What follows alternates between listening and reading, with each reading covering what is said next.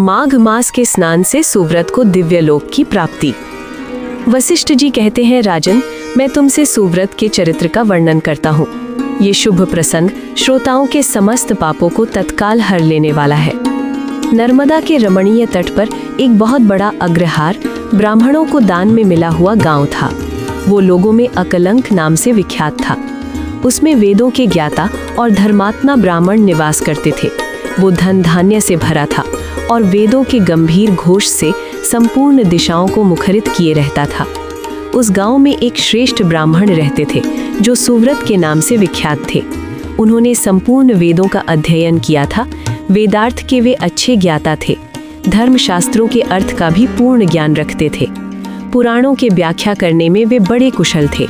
वेदांगों का अभ्यास करके उन्होंने तर्कशास्त्र, ज्योतिष शास्त्र, गज विद्या, अश्व विद्या, 64 कलाएं, मंत्र शास्त्र, सांख्य शास्त्र तथा योग शास्त्र का भी अध्ययन किया था।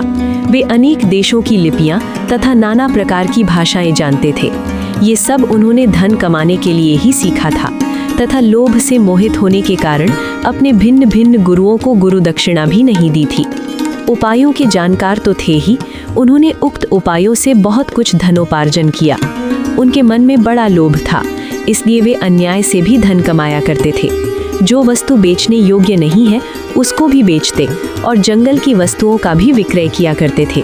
उन्होंने चांडाल आदि से भी दान लिया, कन्या बेची तथा गौ, तिल, चावल, रस और तेल का भी विक्रय किया। वे दूसरों के लिए तीर्थ में जाते, दक्षिणा लेकर देवता की पूजा करते, वेतन लेकर पढ़ाते और दूसरों के घर खाते थे। इतना ही नहीं, वे नमक, पानी, दूध, दही और पकवान भी बेचा करते थे। इस तरह अनेक उपायों से उन्होंने यत्नपूर्वक धन कमाया। धन के पीछे उन्होंने नित्य नैमित्तिक कर्म तक छोड़ दिया था। न खाते थे न दान करते थे। हमेशा अपना धन गिनते रहते थे कि कब कितना जमा हुआ।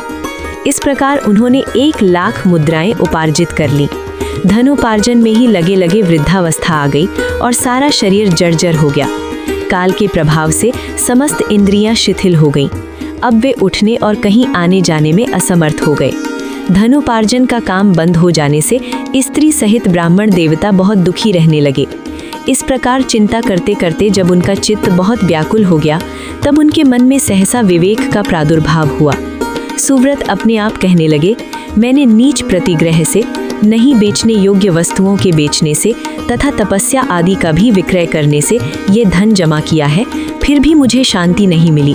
मेरी तृष्णा अत्यंत दुस्सह है। ये मेरु पर्वत के समान असंख्य सुवर्ण पाने की अभिलाषा रखती है। अहो, मेरा मन महान कष्टदायक है और संपूर्ण क्लेशों का कारण है। सब कामनाओं को पाकर भी ये फिर दूसरी नवीन कामनाओं को प्राप्त करना चाहता है। बूढ़े होने पर सिर के बाल पक जाते हैं, दांत टूट जाते हैं, आँख और कानों की शक्ति क्षीण हो जाती है, किंतु एक तृष्णा ही ऐसी है जो उस समय भी नित्य तरुण होती जाती है।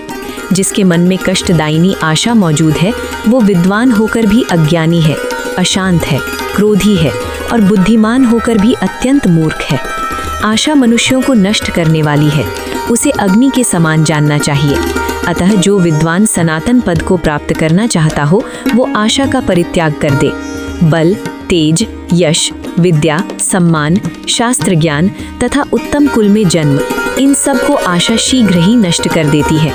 मैंने भी इसी प्रकार बहुत क्लेश उठाकर ये धन कमाया है। वृद्धावस्था ने मेरे शरीर को भी गला दिया और सारा बल भी हर लिया। अब से मैं श्रद्धा पूर्वक परलोक सुधारने के लिए प्रयत्न करूंगा। ऐसा निश्चय करके जब ब्राह्मण देवता धर्म के मार्ग पर चलने के लिए उत्सुक हुए, उसी दिन रात में कुछ चोर उनके घर में घुस आए। आधी रात का समय था। आतताई चोरों ने ब्राह्मण को खूब कसकर बांध दिया और सारा धन लेकर चप्पत हो गए। चोरों के द्वारा धन छिन जाने पर ब्राह्मण अत्यंत दारुण विलाप करने लगा। हाय, मेरा धन कमाना धर्म, भोग अथवा मोक्ष किसी भी काम में नहीं आया। ना तो मैंने उसे भोगा और न ही दान ही किया। फिर किस लिए धन का उपार्जन किया? सब जगह से दान लिया और मदिरा तक का विक्रय किया। पहले तो एक ही गौ का प्रतिग्रह नहीं लेना चाहिए। यदि एक को ले भी लिया तो दूसरी का प्रतिग्रह लेना कदापि उचित नहीं है। उस गौ को यदि बेच दिया जाए तो वो 7 पीढ़ियों को दग्ध करती है। इस बात को जानते हुए भी मैंने ऐसे ऐसे पाप किए हैं। धन कमाने के जोश में मैंने एक दिन भी एकाग्रचित्त होकर अच्छी तरह संध्या उपासना नहीं की। अगर्भ या सगर्भ, ध्यान रहित या ध्यान सहित प्राणायाम भी नहीं किया। 3 बार जल पीकर और 2 बार ओंठ पोंछकर भली भांति आचमन नहीं किया। जीवों का बंधन छुड़ाने वाले महादेव जी की आराधना नहीं की। जो मंत्र पढ़कर अथवा बिना मंत्र के ही शिवलिंग के ऊपर एक पत्ता या फूल डाल देता है, उसकी करोड़ों पीढ़ियों का उद्धार हो जाता है, किंतु मैंने कभी ऐसा नहीं किया। संपूर्ण पापों का नाश करने वाले भगवान विष्णु को कभी संतुष्ट नहीं किया। 5 प्रकार की हत्याओं के पाप शांत करने वाले पंच यज्ञों का अनुष्ठान नहीं किया। स्वर्ग लोक की प्राप्ति कराने वाले अतिथि के सत्कार से भी वंचित रहा। सन्यासी का सत्कार करके उसे अन्न की भिक्षा नहीं दी। ब्रह्मचारी को विधि पूर्वक अतिथि के योग्य भोजन नहीं दिया। मैंने ब्राह्मणों को भांति भांति के सुंदर एवं महीन वस्त्र अर्पण नहीं किए। सब पापों का नाश करने के लिए प्रज्वलित अग्नि में घी से भीगे हुए मंत्रपूत तिलों का हवन नहीं किया। पीपल के वृक्ष की सेवा नहीं की। अर्क त्रयोदशी व्रत त्याग दिया, वो भी यदि रात को अथवा शुक्रवार के दिन पड़े तो सब पापों को हरने वाली है, किंतु मैंने उसकी भी उपेक्षा कर दी। ठंडी छाया वाले सघन वृक्ष का पौधा नहीं लगाया। सुंदर शैया और मुलायम गद्दे का दान नहीं किया। पंखा, छतरी, पान और मुख को सुगंधित करने वाली कोई भी वस्तु ब्राह्मण को दान नहीं दी। नित्य श्राद्ध, भूति बल तथा अतिथि पूजा भी नहीं की। उपर्युक्त उत्तम वस्तुओं का जो लोग दान करते हैं, वे पुण्य भागी मनुष्य यमलोक में यमराज को, यमदूतों को और यमलोक की यातनाओं को नहीं देखते, किंतु मैंने ये भी नहीं किया। गौओं को ग्रास नहीं दिया, उनके शरीर को कभी नहीं खुजलाया। कीचड़ में फंसी हुई गौ जो गोलोक में सुख देने वाली होती है, मैंने कभी नहीं निकाला। याचकों को उनकी मुहमांगी वस्तुएं देकर कभी संतुष्ट नहीं किया। भगवान विष्णु की पूजा के लिए कभी तुलसी का पौधा नहीं लगाया। शालिग्राम शिला के तीर्थभूत चरणामृत को न तो कभी पिया और न मस्तक पर ही कभी चढ़ाया। एक भी पुण्यमयी एकादशी तिथि को उपवास नहीं किया। शिवलोक प्रदान करने वाली शिवरात्रि का भी व्रत नहीं किया। वेद, शास्त्र, धन, स्त्री, पुत्र, खेत और अटारी आदि वस्तुएं इस लोक से जाते समय मेरे साथ नहीं जाएंगी। अब तो मैं बिल्कुल असमर्थ हो गया, अतः कोई उद्योग भी नहीं कर सकता। क्या करूं, कहाँ जाऊं? हाय, मेरे पर बड़ा भारी कष्टा पड़ा। मेरे पास परलोक का राह खर्च भी नहीं है। इस प्रकार व्याकुल चित्त होकर सुव्रत ने मन ही मन विचार किया। अहो, मेरी समझ में आ गया।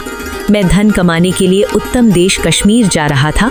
मार्ग में भागीरथी गंगा के तट पर मुझे कुछ ब्राह्मण दिखाई दिए जो वेदों के पारगामी विद्वान थे। वे प्रातःकाल माघ स्नान करके बैठे थे। वहाँ किसी पौराणिक विद्वान ने उस समय ये आधा श्लोक कहा था। माघे निमग्नः सलिले सुशीते विमुक्त पापस्त्रिदिवम प्रयान्ति। माघ मास में शीतल जल के भीतर डुबकी लगाने वाले मनुष्य पाप मुक्त हो स्वर्ग लोक में जाते हैं। पुराणों में मैंने इस श्लोक को सुना है। ये बहुत ही प्रामाणिक है, अतः इसके अनुसार मुझे माघ का स्नान ही करना चाहिए। मन ही मन ऐसा निश्चय करके सुव्रत ने अपने मन को सुस्थिर किया और 9 दिनों तक नर्मदा के जल में माघ का स्नान किया। उसके बाद स्नान करने की भी शक्ति नहीं रह गई। वे 10वें दिन किसी तरह नर्मदा जी में गए और विधि पूर्वक स्नान करके तट पर आए। उस समय शीत से पीड़ित होकर उन्होंने प्राण त्याग दिया। उसी समय मेरुगिरी के समान तेजस्वी विमान आया और माघ स्नान के प्रभाव से सुव्रत उस पर आरूढ़ हो स्वर्गलोक चले गए। वहाँ 1 मनवंतर तक निवास करके वे पुनः इस पृथ्वी पर ब्राह्मण हुए। फिर प्रयाग में माघ स्नान करके उन्होंने ब्रह्मलोक प्राप्त किया। पद्म पुराणांतर्गत माघ मास महात्म्य संपूर्ण।